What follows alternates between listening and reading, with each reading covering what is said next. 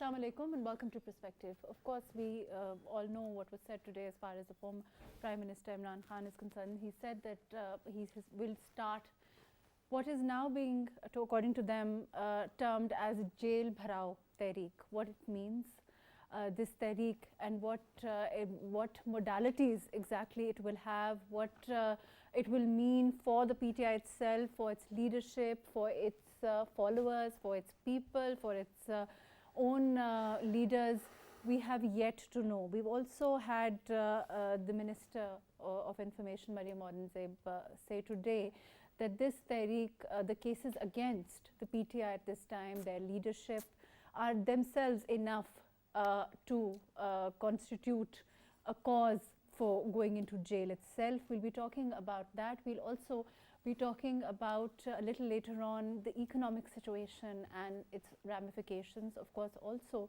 additionally, as far as the APC is concerned, now there are reports that the former Prime Minister or someone from the PTI may attend the APC. The ramifications of these political development on the whole is all of that today on Perspective.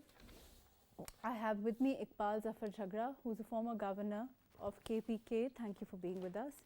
We have with us Dr. Abid Abbasi, who's a political analyst. Thank you for joining us. And Raja Yasir Humayun from the PTI a little later on, and Ali Salman, who is an economist, a little later on to discuss the economic situation overall. Right, Iqbal Saab, can you hear me? Yes, please go ahead. Iqbal Saab, you heard what the former Prime Minister Imran Khan Saab said today when he spoke to the people. He talked about a Jail Bharo Tehreek after the spate of protests that the Tehreek-e-Insaf earlier did, and also they're protesting the style of agitational politics we saw earlier on. This is a new kind of agitation that the former Prime Minister talks about.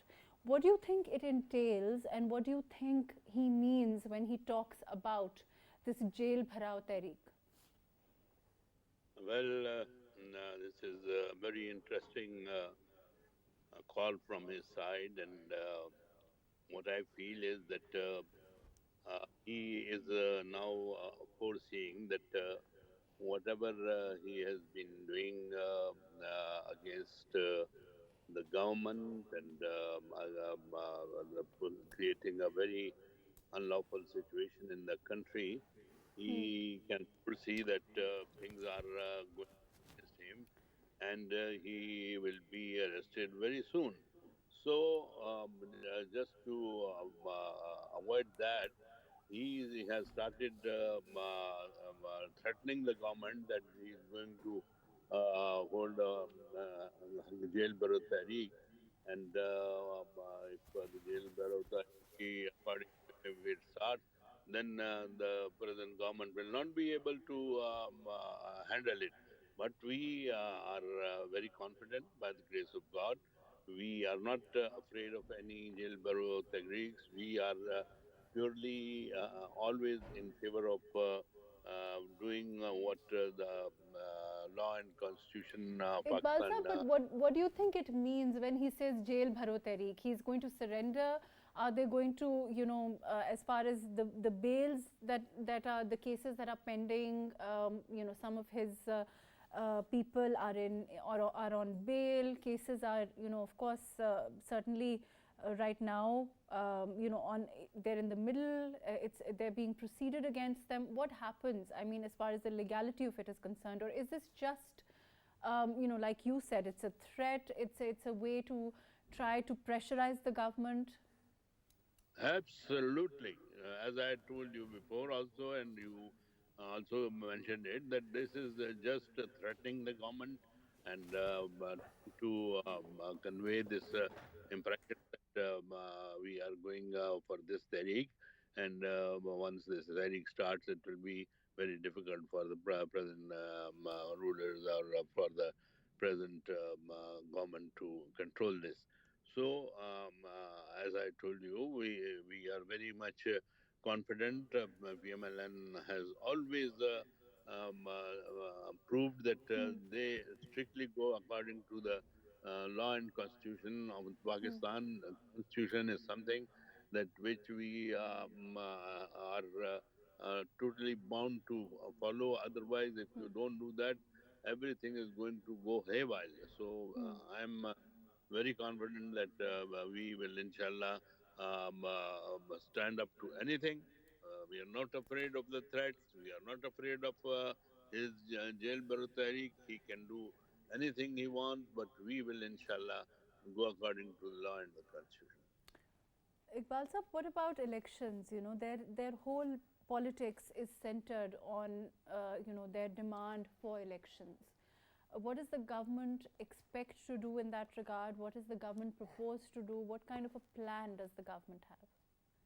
Well, the government has very categorically stated, and this is from our leader, Mia Mohammed Nawaz Sharif, Hmm. and he has very clearly said that we will believe in holding election only on the 2023, and that is September, October, or Hmm. maybe even early 2024. But Hmm.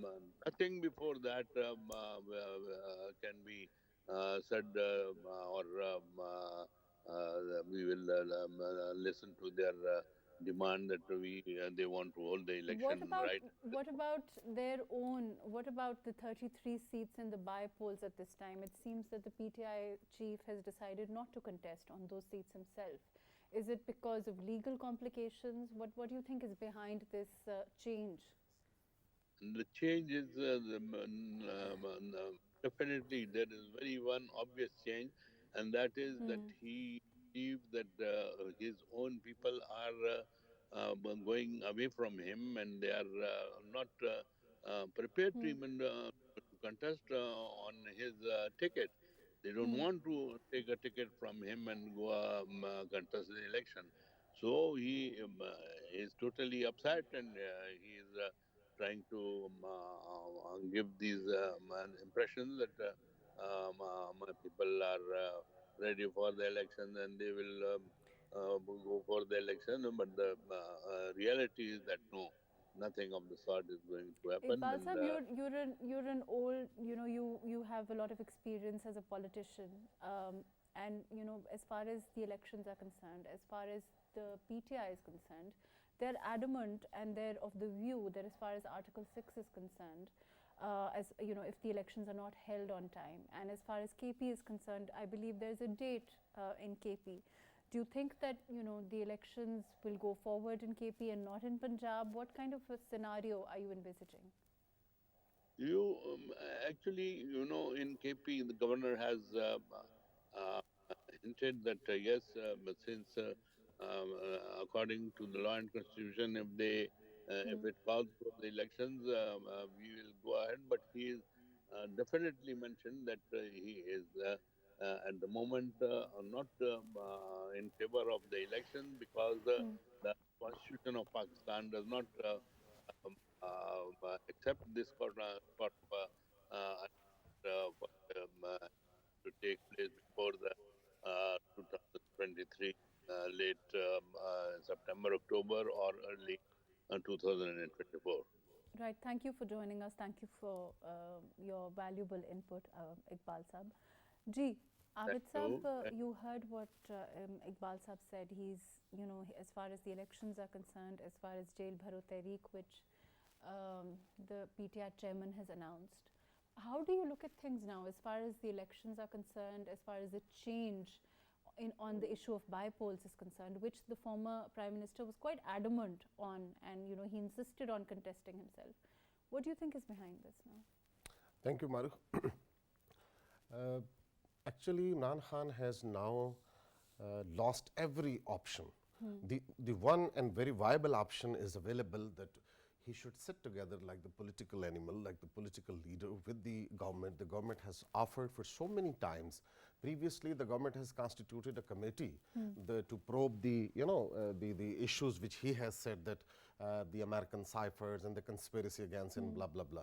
The government had constituted a very high-profile committee at that time, but the Khan Sahib denied that, to sit in that committee and to get, because he knows well that the allegations which he is putting carries no weight, practically no weight. And we have seen that he was using these fascist kind of, unfortunately, tendencies, putting pressure on the government, putting pressure on the institutions, or taking the people in the street to put the pressure to, to get his ends to achieve. Unfortunately, that couldn't work. Now he has no other option, because yesterday I was watching a program of BBC, the international news organization. He put a question, the correspondent put a question that just 2 months difference is there between your anticipated date and your demanded date and the government. Why don't you sit with the government and to get a consensus on the elections? Because this is not a joke to form of government in a country which is, it's very crucial, very important country on the planet. Pakistan is facing so many crises, the financial crisis. Unfortunately, the major chunk of those crises, the cause of the major chunk of those crises lies with Imran Khan himself. During his tenure in the power for about 4 years, what he has done so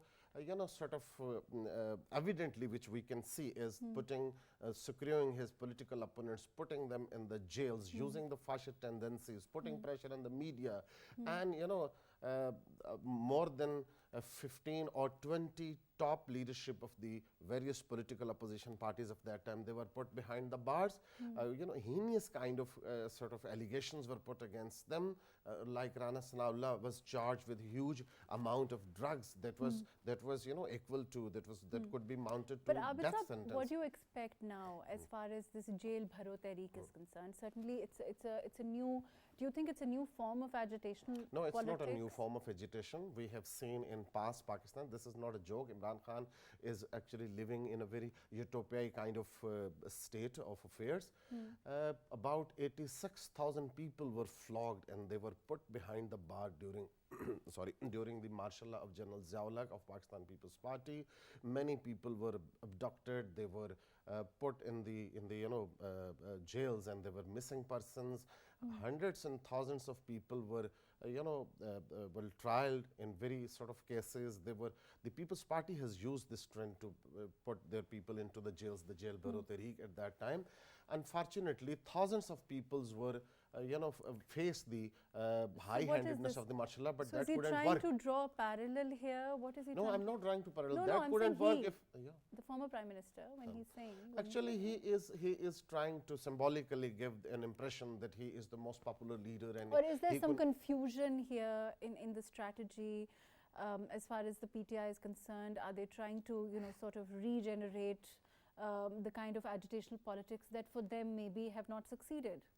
That couldn't succeed in the past, and that would never succeed here, because he has no concrete kind of product to sell to the people of Pakistan, because he adopted every sort of measure, every sort of measures that high-handedness against the government and against the state institution. We haven't seen. Look, the Zulfikar Ali Bhutto was hanged in this country in a case that is very much controversial. Benazir Bhutto was killed on the road. There were so many other leaders who faced prisons in this country. I remember that in 1997 election, Benazir could secure only 14. She was curtailed actually to achieve those 14 seats only. Nobody was actually accepting those elections, but she did not adopt these fascist kind of actions against the state. She did not use the Dirty Harry or the... let me come back to you. We have with us Raja Yasir Humayun from the PTI. Ji, Yasir Sahab, can you hear me? Ji, I can. Ji, Yasir Sahab, is the PTI itself clear on what this Jail Bharo Tehreek entails? Will it, what will it mean for your leadership? What will it mean for your, second-tier leadership? What will it entail? Are you, what is the next step as far as this is concerned? Is it like a chalked-out plan? How you plan to proceed with it? What does it entail really? Because there's some confusion about that. Isn't that true? I think we are demanding a very simple thing, that we want free and fair elections. And we want a government which can take this country forward and a government which has a mandate for 5 years can only do this. It's not possible for this government of so many parties to take any measures or build any confidence. So that's why we are in this movement.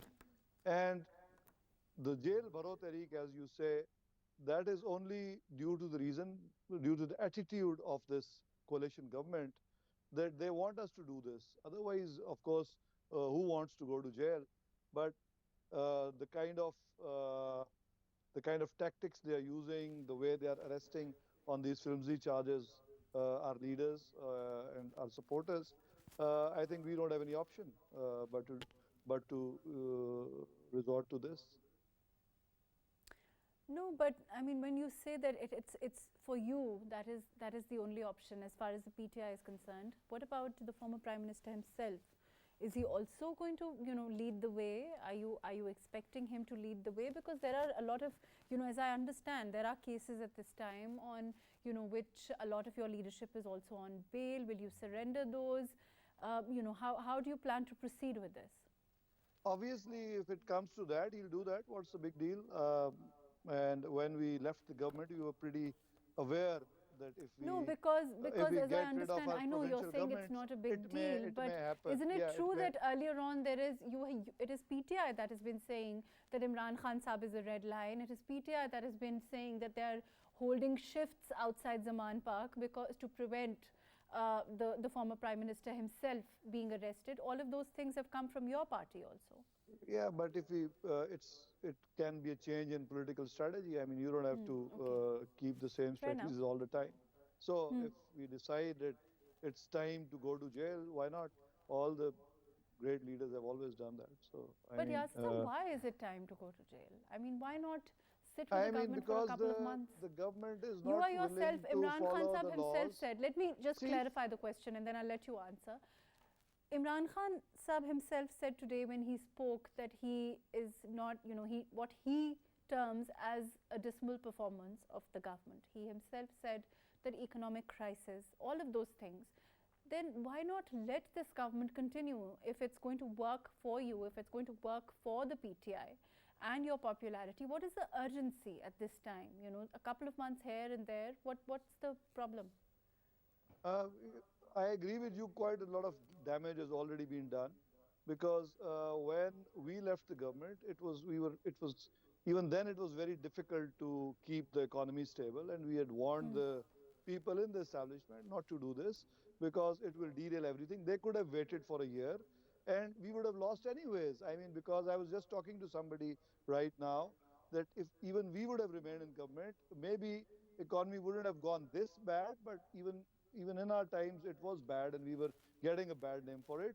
And so because whatever is happening didn't happen overnight, didn't happen in our 4 years. It actually started long time ago, and especially the 5 years of PMLN government, the way they handled the economy, that there was if anybody who has studied macroeconomics, they can easily tell that your economic decisions, the results come afterwards. It's not immediate. They are not immediate results.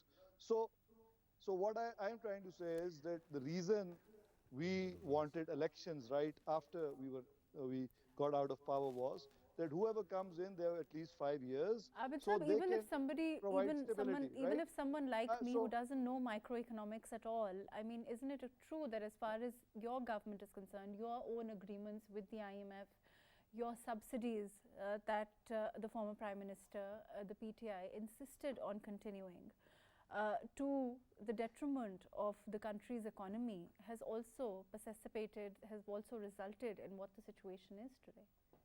Not exactly. Actually, before anything had happened, we were keeping it. We were trying to keep it on. We were trying to keep it stable. But as things started going wrong, it went into a free fall. If our government hadn't been changed, we would have been able to easily. We were doing quite a few things which would have kept it stable, and dollar would have been at. Yasir Sahib, stay with me. D. Abid Sahib, you heard what Yasir Sahib was saying. He's saying that the situation was quite bad even when they were in government. He said it wasn't quite bad, but he's acknowledging that, it wasn't great to begin with. And then he's also saying that, the subsidies issue, he hasn't really been able to answer. So of course, he's acknowledged that it started from there, and then with this government, it had to grapple with whatever they got. And second thing, he has said that the results of the government comes later on, not immediately. So we can easily assume that the result of the present day economic crunch is the result of the PTI's policies as well. And he admitted that he is comparatively a sane person in PTI, he's a highly educated person. But the thing is that politically, the stalemate, the Imran Khan has created a sort of, blockade in the politics. He does not allow actually, he's not allowing actually to politics to proceed further. Or now, if you allow me to say in a liberal way, that now the time has come that these selectors and the handlers and the people who were behind Imran Khan, they have also realized that the situation is very sort of grave, and now Imran Khan is not able to sort of succeed to get the country out of this crisis. The crisis is very much deep and very sort of grave. That's why Imran Khan is a situation now that he has realized that now he would be in the jail. There are very solid cases against him. The foreign funding case, people do not give them due weightage to that case. That's a very sort of serious case against him. He has taken money from those people who have sort of animosity against the state of Pakistan, even the countries and the people. They according to the law, he was not supposed to get amount from them. But do you think it's going to result in, as far as the situation is concerned at this time, do you think he's looking, the reason why he's decided not to go for by-elections is because of these cases? Of course, he would be, disqualified if the court gives decision against him in his, allegedly that illicit daughter case, or in the foreign funding case, or many other cases, the helicopter case, and so many cases have been registered against them. But these are very important cases especially for me, is the foreign funding case. That is very much important case, and he knows that if he would be, because he has taken the plea in Tehran Jet case in Islamabad High Court, that he is not holding any public office, so the court cannot proceed against him because he is not a public office holder. So he just tried to get away from this sort of allegation, that if he runs for the elections, his own claimed sort of jurisdiction of the court would be covering his case. So he wants that he should not get convicted from the court or while contesting elections. So now he has decided to run the elections with his candidates from the party, not himself. Let me come back to you. Ji, Yasir Sahab, are you here? Just need to correct something that I did say that the economy was not that great even in our times, but I also said that it is because of the wrong policies from 2013 to 2018. Because those 5 years you borrowed all this and spent it on consumerism. You built projects which have no output. You built orange trains and these metros and all that other projects. But Yasir, isn't it true that for you now, right? Your government has had its, nearly 4 years, and then, for you to now sit and blame the previous government, it becomes a cycle. Is it not true? No, we always, see, what we said was that in our 4 years, we were trying to put this, keep this economy stable, because we were already in such a dire state that there was no way it was going to get corrected. Continuing with subsidies? See, subsidy is just one thing. It doesn't, in a country which has so many poor people, you have to, you can't but isn't it a huge factor in what's happening at this time with the government and actually, IMF? The fact that your government, reneged on their commitments with IMF, and that's not a small deal, right? Actually, we would have, the way we were trying to handle it, we would have handled it anyways. It would have been our responsibility.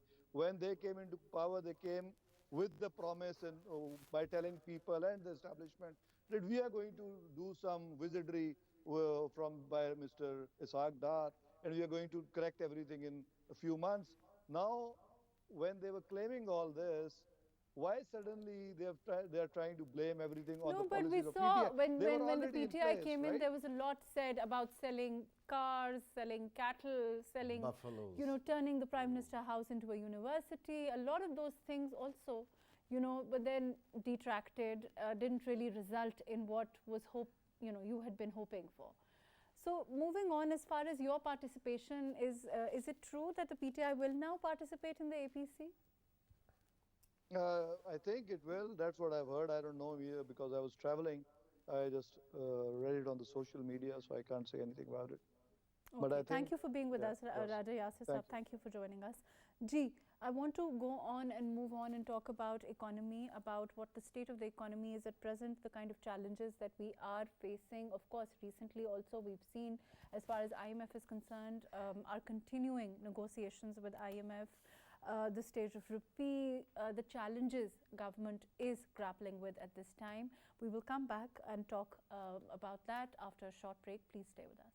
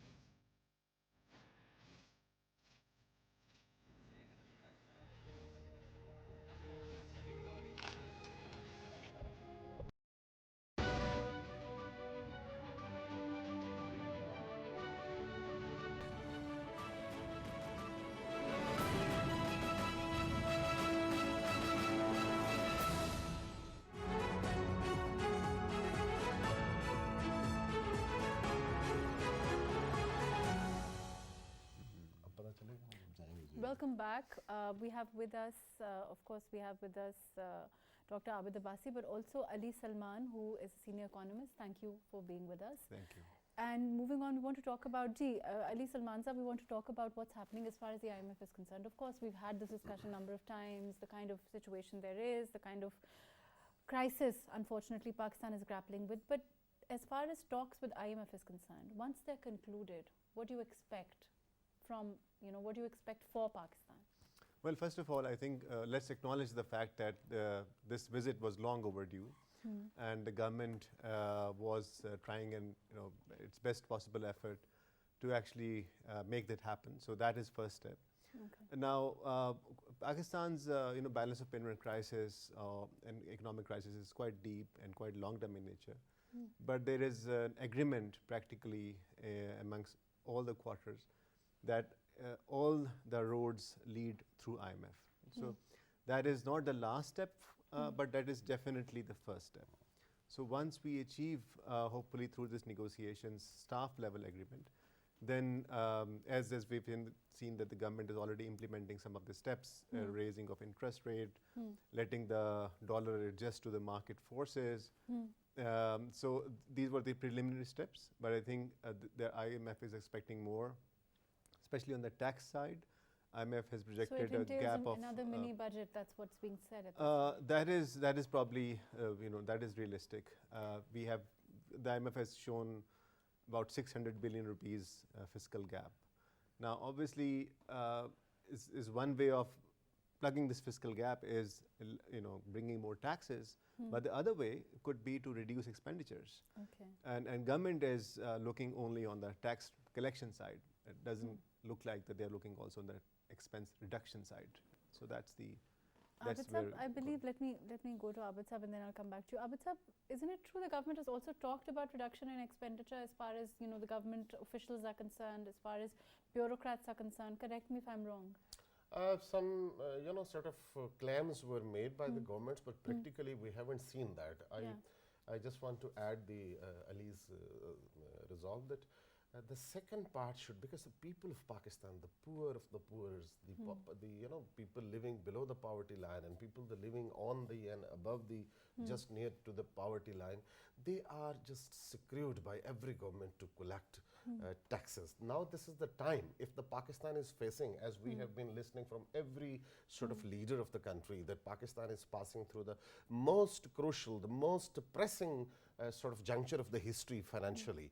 So this is the time, because we have seen the bureaucracy is enjoying, at least the government should cut the petrol quantity or the electricity and other privileges to the elitist people. That should be, this is the demand of the because I'm not an economist, but I see as a layman that we have not seen any serious kind of action from government to put bit pressure on those people, those people who are privileged. It doesn't matter for a person who is getting 4 lakh salaries if he is having petrol or not from the government, but a person who is getting 25,000 salary, it is a big deal for him. I agree with you, but I'd also like to say I think it matters to anyone, even those getting whatever salary that you're talking about. But the lower middle class and the poor class, there's no more denying pressure.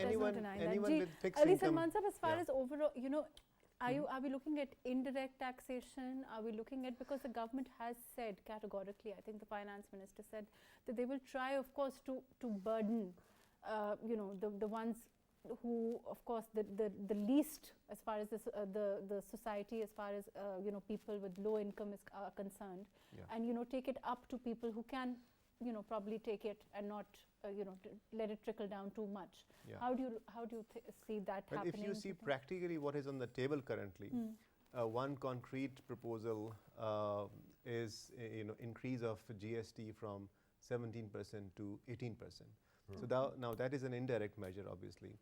And indirect measures by definition are regressive, and so what you are saying will not be achieved from this step.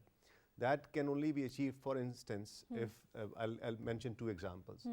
So one example is that almost 25% of our revenue, which is about 1.5 trillion to 2 trillion rupees, is given up in the form of tax exemptions, which are mostly the powerful business segments, including military-run companies, including other corporations which are getting some kind of incentives. And we have not seen that kind of exemptions being withdrawn. So that is one way of looking at it. The second example is subsidies. Now, subsidies is also, look at, for instance, fertilizer, look at textiles. They're also getting... Isn't there a way to, I mean, of course, I'm sure that the government has tried to do this also, getting the different industries, different business industries together and, trying to get them to shoulder as much burden as possible, essentially what you are saying. Well, that is not likely to happen because, look, for instance, look at the high income tax rate at the moment. Now, at this point, corporates, banks, and large multinationals are paying almost 50% in income tax. Okay. Now, that's pretty high by any standards. So, I think that is already there. So, unless the government... that will put pressure on businesses themselves. That is already putting a lot of pressure, and that will put more pressure on the government. So, I think that is not the way. I would say that to take the example of the state-owned enterprises, right? So just give you one example. You again. mentioned, just to interject, you mentioned cutting expenditures, and you know, I remember as far as South Korea is concerned, Yeah. you know, there was a time when the kind of sacrifices they made for their Yes. economy are exemplary. So we are not seeing that. So we are not seeing here, even in even symbolic steps are not being observed. Yes, I know that cutting petrol, cutting free electricity would not make a dent, in terms of public expenditure, but least symbolism symbolic. is important. Whatever And government even is. the people of yeah. our country, and you know, I mean, we do Yeah. blame the government. We sit, I mean, if you were to flip channels, it would be all about what the government is doing, how responsible they are. Right. But you see, I want to take Abid Saab's input also on this. It's a little tangent from what we're discussing, but I think it's very important. Are you seeing people of this country make those kind of, you know, sacrifices? I mean, of course, you can blame the government, but even we have to be prepared at our ends, whatever strata of society you are, I am, whoever, you know, to be able to get somewhere, right? To educate the nation, as Ali said, that the symbolic measures, they means a lot. If the some ministers should come on the bicycle once in a Again, week or Abid once Saab is talking about the minister. You will notice he would not. I'm telling.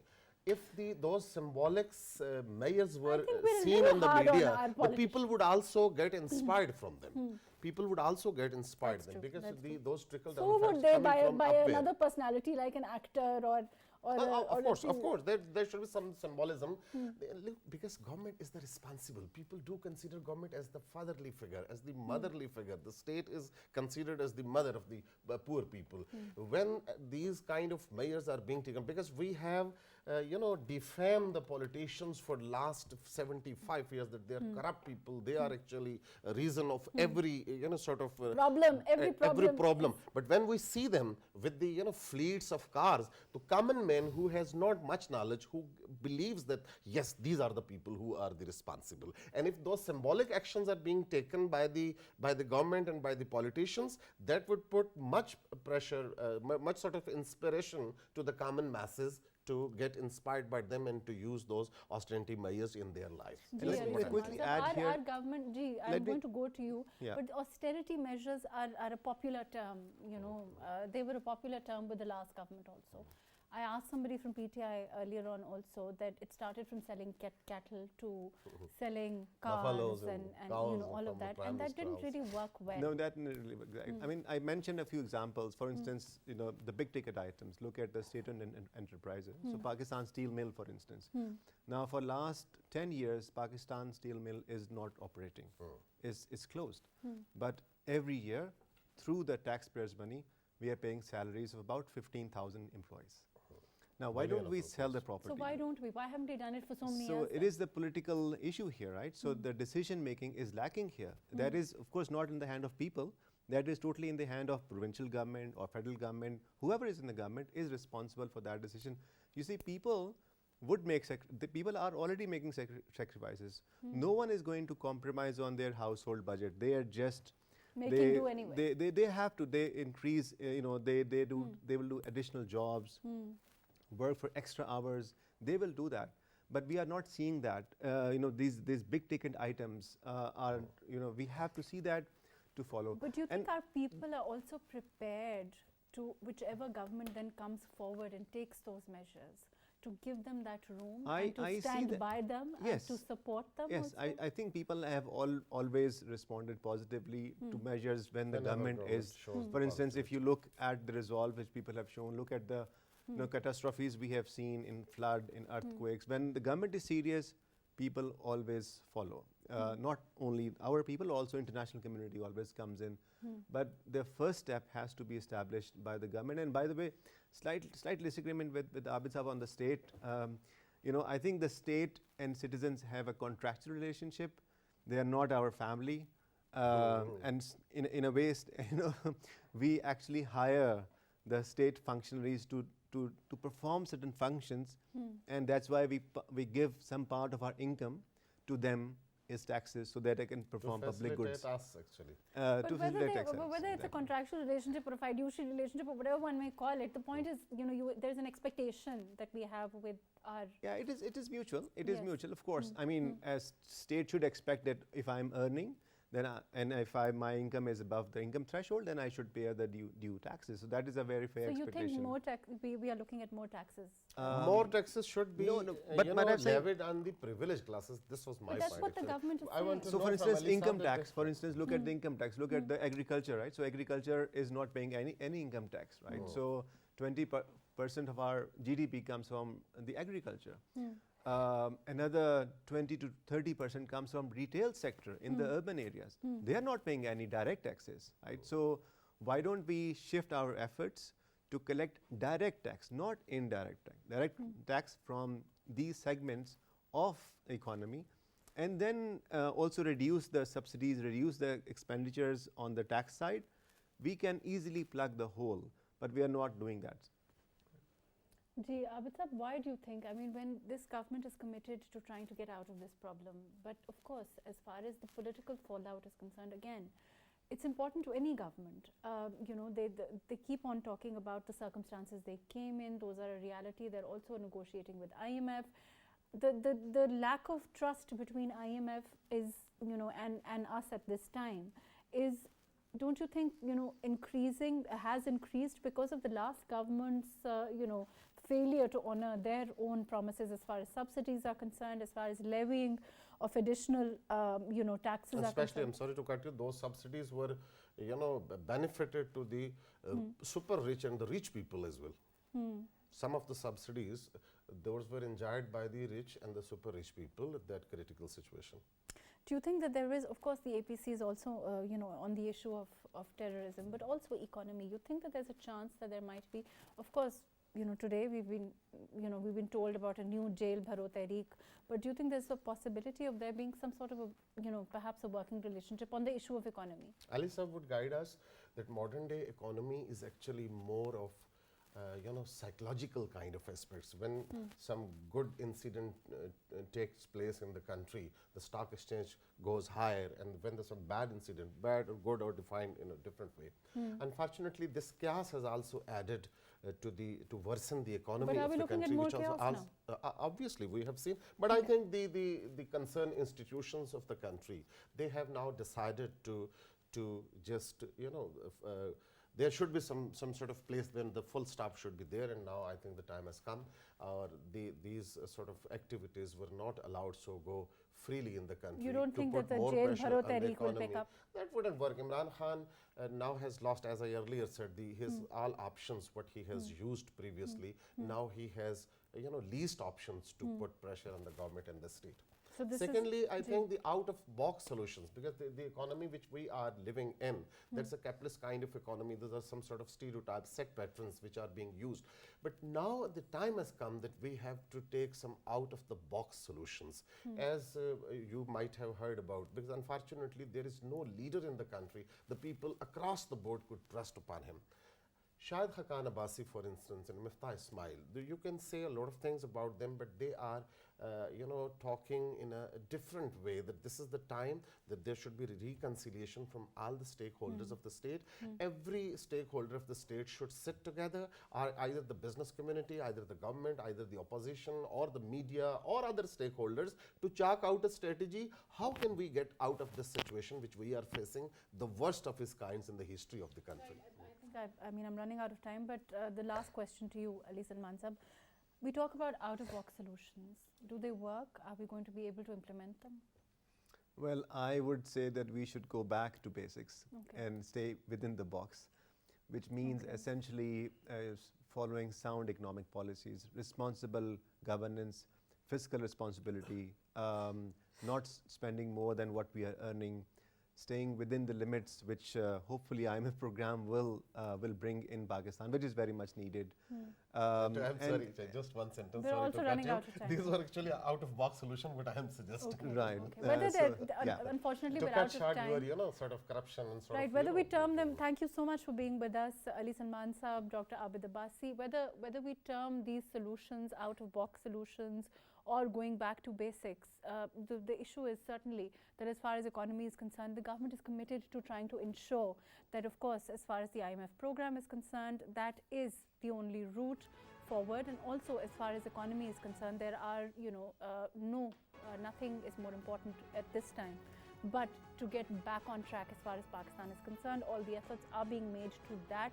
In that direction, let's see where we are headed. Of course, there is a certain responsibility that is needed from all politicians, whether it's the opposition, whether it's the government, to ensure that that process is not sabotaged because of unnecessary upheaval in the country. Whatever we may term it, whether it's called Jail Bharo Tehreek or it's called some agitation or protest, the point is that having stability is the order of the day. Thank you so much for joining us today on Perspective.